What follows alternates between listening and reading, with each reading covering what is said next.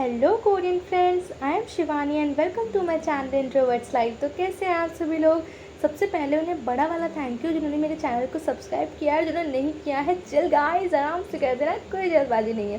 तो चलिए शुरू करते हैं आज हम अपने favorite Korean drama fated to love you के लास्ट एपिसोड पार्ट 20 को। एपिसोड की स्टार्टिंग होती है, यहाँ सभी लोग बेचारे ऐसे बेबस से बैठे रहते हैं कि यार ये दूल्हा दुल्हन गए तो गए कहाँ, और बिल्कुल काफ़ी ज़्यादा दुखी होते हैं। यहाँ पे ग्रैंड मदर कहती है मिस्टर टैक्सी कि ऐसा करो, तुम बोल दो कि सभी मेहमानों को कि चले जाएं, शादी कैंसिल हो गई है और बाद में होगी।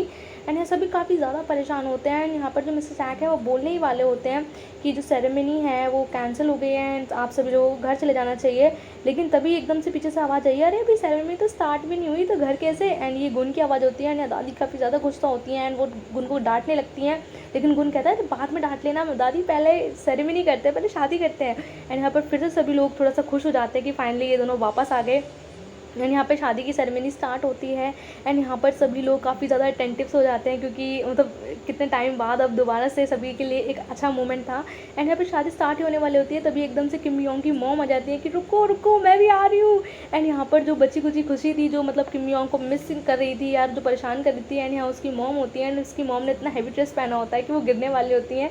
एंड तभी उन्हें गुन पकड़ लेता है, कहता है मॉम आराम से आराम से। तो उसकी मॉम कहती है अरे मैं ऐसे कैसे नहीं आती अपनी लड़की की शादी में। एंड उसकी मॉम काफ़ी ज़्यादा खुशी होती हैं एंड तभी वो फिर ग्रैंड मदर के पास आके बैठ जाती हैं। एंड यहाँ पर फिर से कि चलो भाई अब स्टार्ट किया जाए। एंड यहाँ पर किम योंग की मॉम मस्त मतलब बैठ जाती हैं। फिर यहाँ पर सेरेमनी दोबारा से स्टार्ट होती है एंड मिस्टर टैग बताते हैं कि चलिए अब हम अपनी प्यारी सी सेरेमनी को स्टार्ट करते हैं। एंड यहाँ पे गुन और जो किम योंग है वो काफ़ी ज़्यादा खूबसूरत लग रहे होते हैं, काफ़ी ज़्यादा खुश लग रहे होते हैं कि यार चलो अब मतलब इतना पूरा एपिसोड में अब इनकी फाइनली शादी हो रही है। एक बार पहले भी हुई थी लेकिन टूट भी तो गई थी यार। एंड यहाँ पर शादी होती है एंड यहाँ पर सब लोग खुशी दिखाई देते हैं एंड स्पेशली उसका भाई तो कुछ ज़्यादा ही खुश होता है। फिर हम देखते हैं कि भले ही वो उसका रियल ब्रदर नहीं है लेकिन उसकी सारी की सारी जो एक्टिविटीज़ हैं या फिर जो भी कुछ है बिल्कुल गुन से मैच करती हैं। एंड यहाँ पर हम फिर देखते हैं इनके दोनों के बीच में रिंग एक्सचेंज होती हैं एंड दोनों रिंग एक्सचेंज करने के बाद एक दूसरे को प्रॉमिस करते हैं कि वो हमेशा साथ रहेंगे, मरने के बाद भी, मरने से पहले भी, हमेशा वो दूसरे के लिए सोलमेट्स हैं। एंड यहाँ पर वो फिर किस करते हैं एंड यहाँ पर काफ़ी ज़्यादा अच्छा मतलब जो भी शादी थी एकदम अच्छे से निपट जाती है, बढ़िया चल जाती है। एंड हम देखते हैं कि किम योंग एंड गुन जो है वो अपने हनीमून के लिए जाते हैं एंड यहाँ पर वो काफ़ी ज़्यादा खुश होने होते हैं। स्पेशली गुन तो भाई बहुत ज़्यादा एक्साइटेड होता है। एंड गुन कहता है कि अब ना हम लोग ना माउंटेन जाएंगे, फिर क्लाइंब करेंगे, फिर ये करेंगे वो करेंगे। तो किम योंग कहती है कि नहीं हम बस यहाँ पे 2-3 दिन के लिए आए हैं क्योंकि फिर मुझे कुछ काम है एंड वो करना है। तो कहते हैं यार तुम कैसे हनीमून पे आई हो, मतलब कम से कम 2-3 हफ्ते तक रुकना चाहिए था ना, पता नहीं क्या काम काम। एंड है उसे बोलता है कि किम योंग एंड किस तरीके का फेट है ना, हम दोबारा से मिल गए जिस तरीके से हम पहली बार मिले थे, इस तरीके से बात कर रहे होते हैं। एंड गुन तो भाई बहुत एक्साइटेड होता है। एंड यहाँ पे किम योंग एंड फिर जो गुन है वो ब्रेक लेते हैं एंड यहाँ पर फिर वो थोड़ी देर के लिए रुकते हैं एंड यहाँ एक दूसरे से बातें कर रहे होते हैं कि किम योंग तुम कितनी अच्छी हो, मैं अच्छा नहीं हूँ। एंड यहाँ पे गुन कहता है ऐसा करता हूँ कार की चाबी फेंक देता हूँ ना तो फिर तुम जा पाओगे, फिर हम दोनों साथ रहेंगे। तो किम योंग कहती है नहीं ऐसा कुछ नहीं है। तो गुन कहता है तो फिर एक प्रॉमिस है कि जितने भी सिग्नल पड़ेंगे रास्ते में तुम्हें वहाँ मुझे किस करनी पड़ेगी। कहने कि भाई ऐसा कोई मैटर नहीं है, ऐसा कोई सीन नहीं है। तो कहता क्या ऐसा ही है। एंड यहाँ पर गुन जो किम योंग है वो फटाफट से तेज बंदी दिखा के गुन से की छीन लेती है एंड यहाँ पे वो खुद ड्राइव करती है। तो गुन कहता है देखो देखो आगे ना ट्रैफिक आ रहा है, याद रखना। तो फिर वो कहती है हाँ हाँ याद है मुझे। तो गुन कहता है कि एक बात बताओ तुमने ड्राइविंग कब सीखी। वो कहती है मेरे पास तो लाइसेंस है। कहता अच्छा लाइसेंस है। तो एकदम से किम योंग कहती है हाँ लाइसेंस तो है बट यार मैंने ना 7 साल से गाड़ी नहीं चलाई है। तो कहता क्या तुम चलाती नहीं हो भाई, आराम से चलाओ, मुझे ना डर लग रहा है। एंड इस तरीके से गुन एक्टिंग करने लगता है एंड कहता है कि भाई अभी पहली ट्रैफिक लाइट आ गई है, अब तो मुझे किस करनी पड़ेगी। एंड यहाँ पे दोनों काफ़ी ज़्यादा खुश होते हैं एंड गुन तो का तो कोई मतलब कहने नहीं, अपर लेवल का हाई होता है। एंड हम देखते हैं कि फिर जो मिस्टर टैक होते हैं या जो गुन का भाई होता है वो दोनों यहाँ होते हैं। तो मतलब एक तरीके के मिशन से पे लग रहे होते हैं। तो यहाँ पर उसका भाई और मिस्टर टैक को ज़्यादा ही एक्साइटेड होते हैं एंड वो छुपते छुपाते एक रूम में आते हैं। एंड यहाँ पर जो उसका भाई पूछता है कि एक बात बताओ हम वैसे उन दोनों के हनीमून पे आए क्यों हैं, हमें क्या पड़ी है। तो मिस्टर टैक कहते हैं चुप चुप बिल्कुल आराम से बात करो, एक्चुअली ये एक मिशन है। तो कहते कैसा मिशन। क्या ये है मिशन मकाओ। तो कहते मिशन मकाओ, क्या वो तुम्हें 3 साल पहले वाली बात याद है कि हाँ कि किस तरीके से वो दोनों एक्सीडेंटली मिले थे एंड यहाँ पर उनके बीच में मतलब काफ़ी कुछ हुआ था एंड वो बेबी जो हुआ था, इस तरीके से सब कुछ बताता है। तो कहते हैं तो लेकिन इससे अभी का क्या मैटर। तो कहता है मैटर है। एक्चुअली जो गुण होता है उसने अपनी दादी से बोला होता है कि वो अपनी न्यूली मैरिड लाइफ देना चाहता है, लेकिन जो दादी हैं वो चाहती हैं कि उनको जल्दी से जल्दी बेबी हो जाए। तो यहाँ पे गुण कहता है कि नहीं नहीं अभी मेरी नई नई शादी हुई है एंड मैं जो हूँ किम योंग के साथ अभी टाइम स्पेंड करना चाहता हूँ, न्यूली मैरिड लाइफ वाला। तो उसकी दादी कहती है नहीं यार 6 मंथ ज़्यादा है, चलो ऐसा करो 3 मंथ। लेकिन गुण जो है बिल्कुल नहीं मानता, वो कहता है कि नहीं मुझे अपनी लाइफ एंजॉय करनी है, बेबी हम बाद में करेंगे। इसीलिए जो दादी हैं वो जानबूझ के ऐसा करती हैं कि मतलब उन्हें नशे में कुछ मिला दिया जाए मकाऊ की तरह, एंड यहाँ पर उनकी जो विश है वो पूरी हो जाए एंड बिना कुछ बताए। तो कहता है, उसका भाई कहता है अच्छा तो बेटा ये बात है, दादी ने जानबूझ के किया है। एंड यहाँ पे हम देखते हैं किम मियोंग एंड जो गुन है वो अपने रूम पे आते हैं, एंड जो किम मियोंग है वो अपने रूम को देखते हैं तो वो 2006 होता है, एंड वो वही बात याद कर रहे होते हैं कि यार ये 6-9 तो नहीं है ना, कहीं हम फिर से गलत रूम में घुस जाएँ। कहते हैं नहीं नहीं यार ऐसा कुछ नहीं है। तो कहता है मैंने चेक कर लिया है, कोई क्या नाम है चींटी भी हमारे रूम में नहीं घुसेगी। एंड यहाँ हम देखते हैं कि उनको थोड़ा डाउट होता है कि सामने वाले रूम में कोई है। एक्चुअली जिसका भाई और उनसे अटैक होते हैं वो सामने वाले रूम में ही होते हैं। फिर हम यहाँ पे देखते हैं कि वो दोनों अपने रूम के अंदर चले जाते हैं, यहाँ पे वो उनकी पूरी की पूरी जासूसी करने में लगे होते हैं दोनों के दोनों।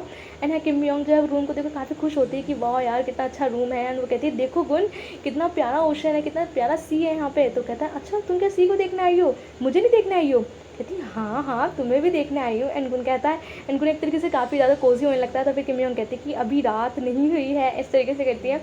एंड हम देखते हैं कि दोनों घूम रहे होते हैं एंड आपस में बात कर रहे होते हैं। तो किम मियोंग से बताती है कि जब मैं छोटी थी तो मैं हमेशा सोचती थी कि मैं एक प्रिंसेस हूँ, हर लड़की सोचती है ऐसा। एंड जो मेरे पापा थे वो मुझे हमेशा एक प्रिंसेस की तरह ट्रीट करते थे, रियल प्रिंसेस की तरह। लेकिन जैसे जैसे मैं बड़ी हुई तो मुझे लगता था कि शायद मैं प्रिंसेस मटेरियल हुई नहीं, मैं तो शायद मेड हूँ। तो जिस पर गुन कहता है कि तुम पागल हो, तुम मेड की होगी, तुम मेरी प्रिंसेस हो। एंड जिसे मैंने अपने कैसल में कैद कर रखा है, जो मेरी कैसल में रहती है। एंड किम मियोंग हंसते हुए कहती है हाँ हाँ और प्रिंस तुम हो लीगुन, इस तरीके से। एंड हम देखते हैं मिस्टर टैक एंड जो उसका भाई है वो उसकी पूरी की पूरी जासूसी कर रहा होता है। कहता है देखा इन ये तुम तो मज़े कर रहे हैं यार, हम इनके पीछे स्पाई की तरह घूमते फिर रहे हैं। एंड कहता है लेकिन याद रखना कि जब ये होटल में जाएंगे तो एंड पब वगैरह में जाएंगे तो हमें इनकी ड्रिंक में फटाफट से वो जो है चीज़ मिला देनी है जिससे कि ये नशे में हो जाएगा। तो उसका भाई कहता है हाँ हाँ ठीक है ऐसे ही करेंगे। और फिर हम यहाँ देखते हैं कि जो किम मियोंग का ब्रदर इन लॉ होता है एंड यहाँ पे जो दूसरा बंदा होता है दोनों बैठ के बातें कर रहे होते हैं कि अच्छा हुआ कि उन दोनों की शादी होगी। एंड यहाँ पे वो वही सीन याद करते हैं कि जब एक्चुअली वो दोनों मिले तो उन दोनों की वजह से ही थे ना एक्सीडेंटली। तो याद करते हैं कि किस तरीके से हमने उन्हें मकाओ में मिलवाया था। एंड यहाँ पे वो जो पाउडर है वो इन दोनों ने ही भेजा है ड्रिंक में मिलवाने के लिए। एंड यहाँ पे वो जो ड्रिंक का पाउडर है वो जो जो मतलब उसका भाई होता है वो उसको देता है वेटर को, एंड वेटर भी जो है चुपचाप उस ड्रिंक में मिला देता है। एंड यहाँ पे किम मियोंग एंड जो गुन है वो बात कर रहे होते हैं कि क्या तुम्हें याद है हम किस तरीके से मिले थे। एंड यहाँ पे जो गुन है वो अपनी फर्स्ट नाइट को लेकर काफ़ी ज़्यादा एक्साइटेड होता है, वो हर एक मोमेंट को अच्छे से फील करना चाहता है। एंड तभी जो है वो ड्रिंक आती है एंड किम मियोंग एंड गुन ड्रिंक करने लगते हैं। तो जिसपे कि गुन कहता है कि अरे तुम ना ज़्यादा ड्रिंक मत करना, लड़कियों के लिए ना ज़्यादा ड्रिंक करना अच्छा नहीं लगता। एंड यहाँ पे उससे पहले लेकिन फिर गुन कहता है कि ऐसा करते हैं कि ना शॉट लेते हैं किस करते हुए हक करते हुए। तो कहती है नहीं नहीं ऐसा नहीं।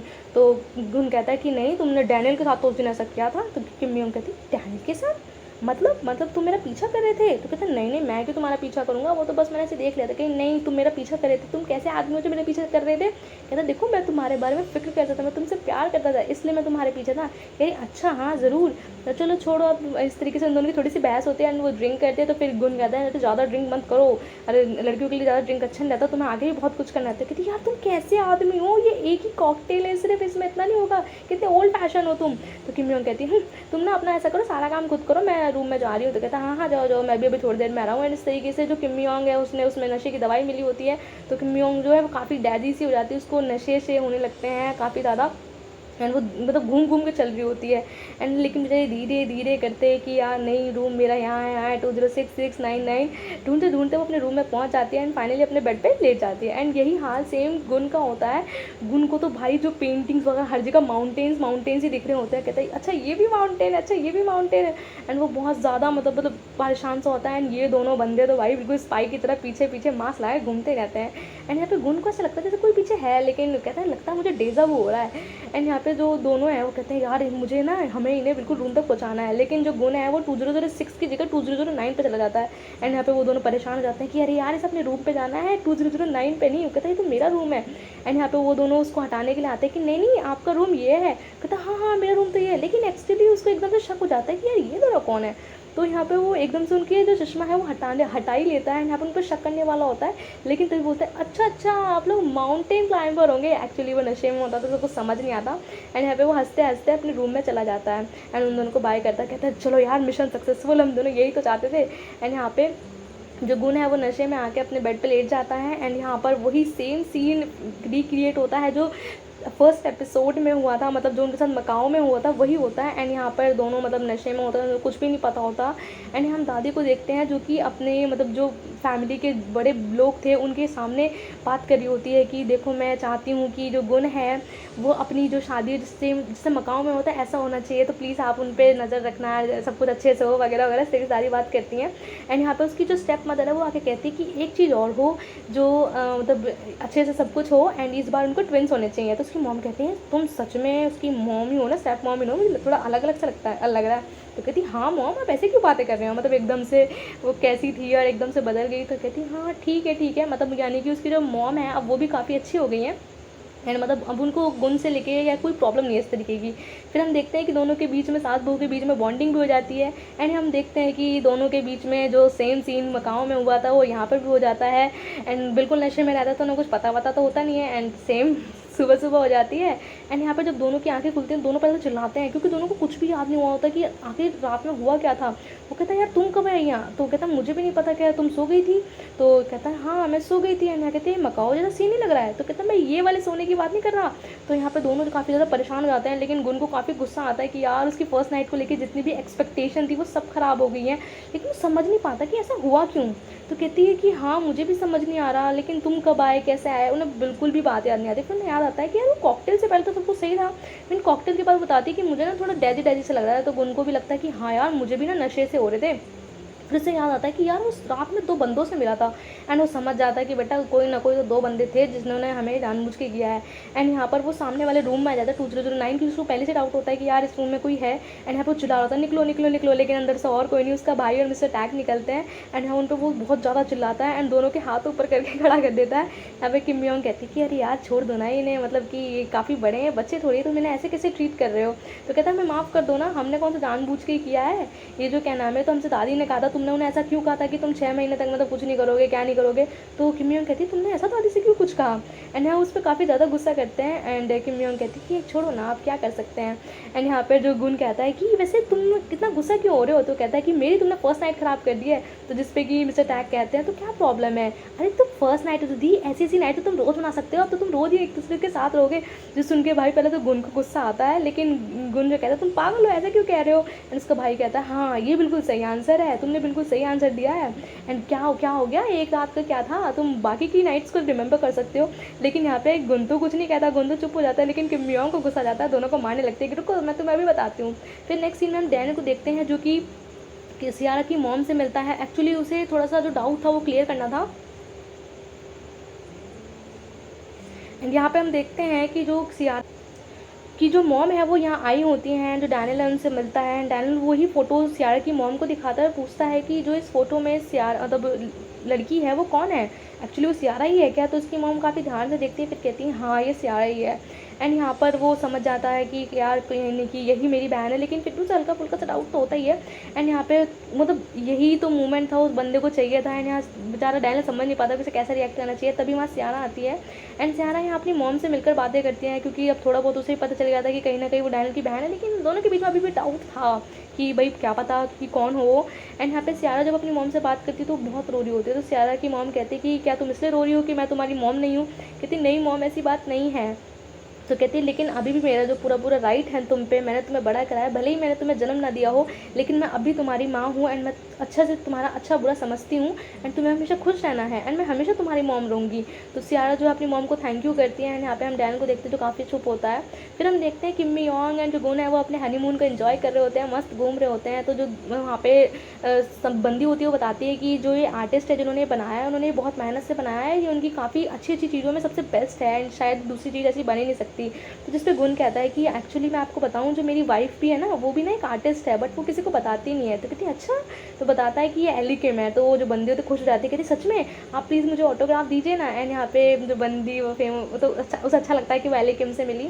फिर हम देखते हैं कि जो गुन है एंड किम योंग है वो स्विमिंग पूल के पास होते हैं रात में, एंड यहाँ पे अपनी रात स्पेंड कर रहे होते हैं। जो रात में जो सितारे होते हैं, स्टार्स होते हैं, उनको देख रहे होते हैं, एंड काफ़ी अच्छे से बातें कर रहे होते हैं। तो जिस पे कि गुन कहता है कि यार क्या हम दोनों का मतलब क्या फेट है ना, मतलब ये शायद शुरू से सब कुछ डिसाइडेड होगा कि हम लोग किस तरीके से मकाओ में मिले, अब हम दोनों साथ हैं, एंड इतना सब कुछ होने के बाद भी हम एक साथ मिल गए हैं। तो किम योंग कहते हैं कि हम दोनों सोलमेट्स हैं, क्योंकि एंड यहाँ पे दोनों के पीछे बात होती है कि किस तरीके से मतलब डिसीज़ की वजह से। तो किम योंग से कहते हैं कि देखो हमें अपना ना तो पास्ट के बारे में सोचना चाहिए ना ही फ्यूचर, हमें अपने प्रेजेंट पे फोकस रखना चाहिए। इस तरीके से समझाती है कि तुम कभी भी अकेले मत होना, हम अपना एक एक कीमती टाइम, चाहे 1 मिनट हो 2 मिनट हो, हम हमेशा साथ रहेंगे, हमें कोई टाइम से मतलब नहीं है, मतलब बस खुश रहना हमें। एंड यहाँ पे वो बताते हैं कि हम एक दूसरे को हमेशा प्यार करेंगे, एक एक मोमेंट को हम अच्छे से शेयर करेंगे एंड अच्छे से जिएंगे, मतलब कोई रिग्रेट नहीं होना चाहिए कि हमने ये ख़राब कर दिया, क्या नहीं कर दिया।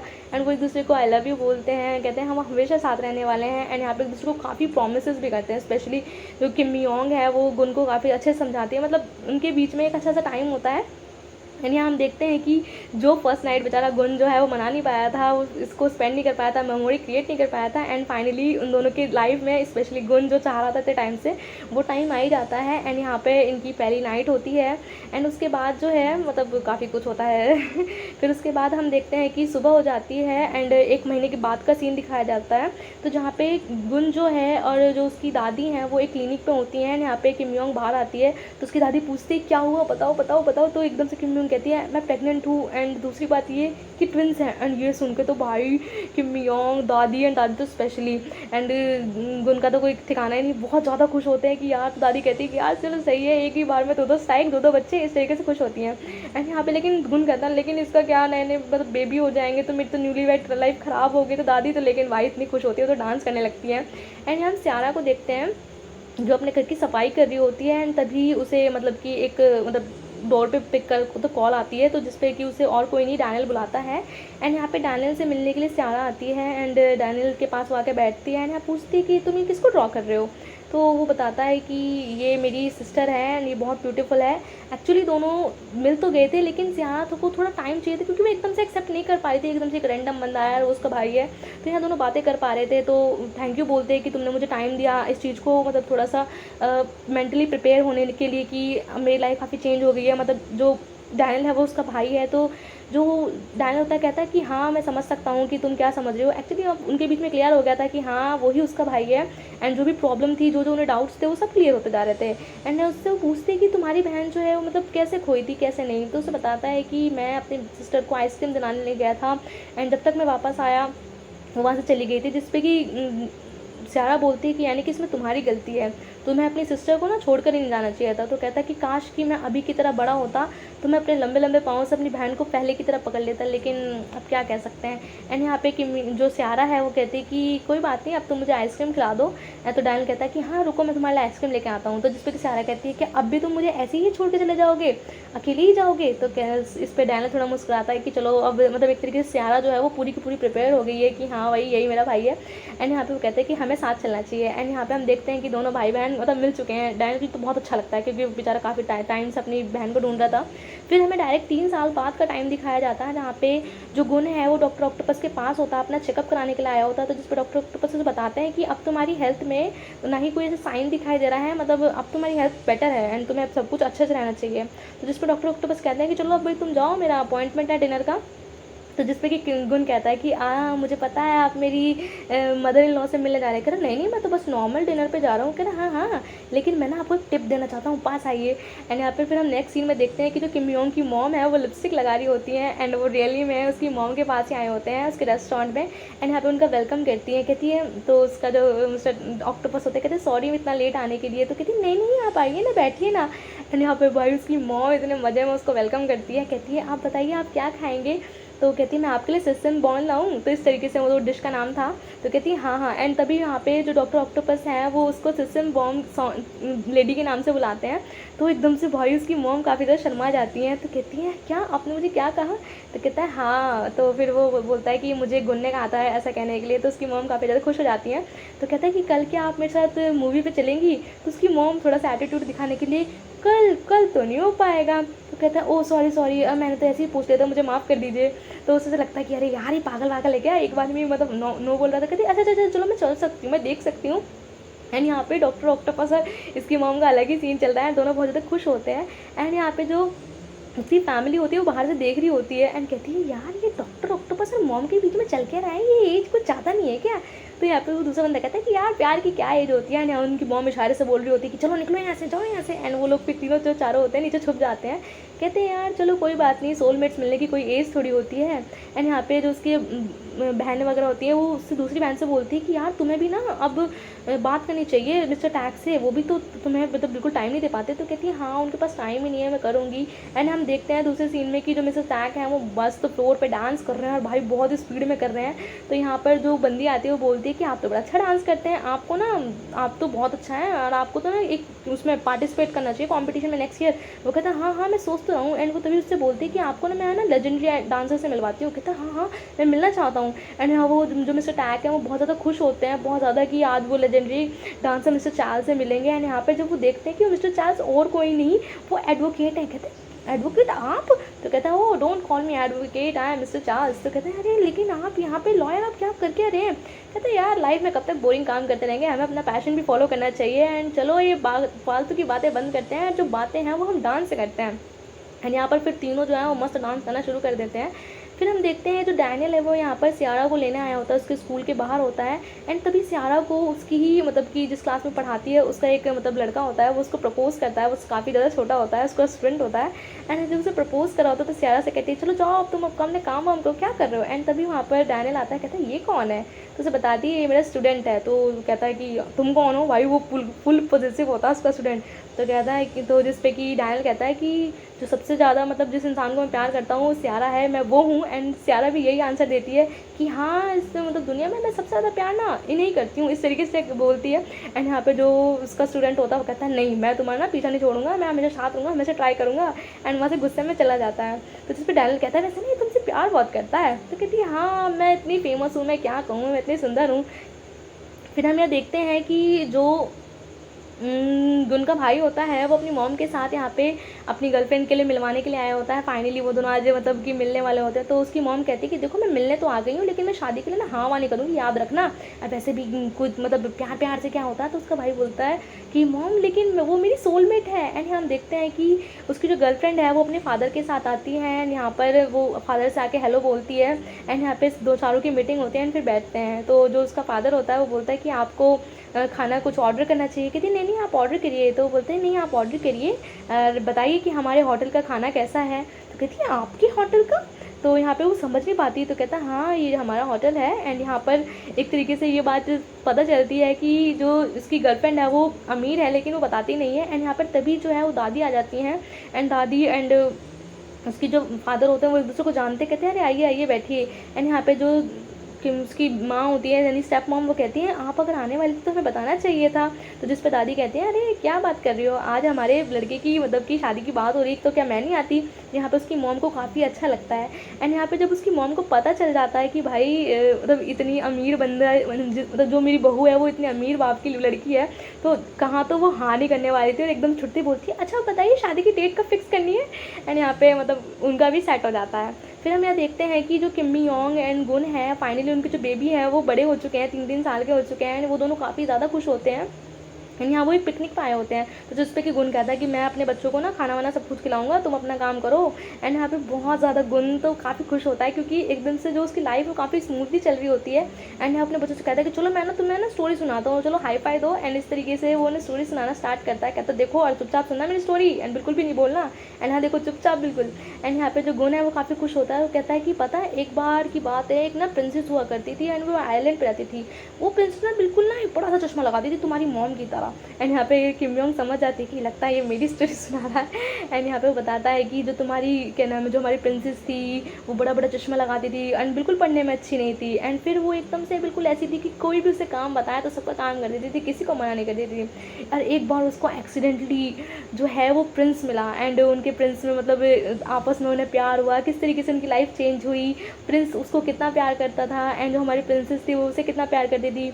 एंड जो किम्मी जो गुन है वो हर बात मतलब हर चीज़ वो सोचता है कि जो उनकी लाइफ में अब तक हुई है एंड वही मिला मिला के अपने बच्चों को सुनाता रहता है कि जो प्रिंसेस है वो बिल्कुल नहीं डरती है एंड वो प्रिंस को किस कर लेती है एंड यहाँ पे वो हर मोमेंट को शेयर करता है कि यार पहले ड्रामे से लेके अब तक जो जो हुआ वो सब याद आता है।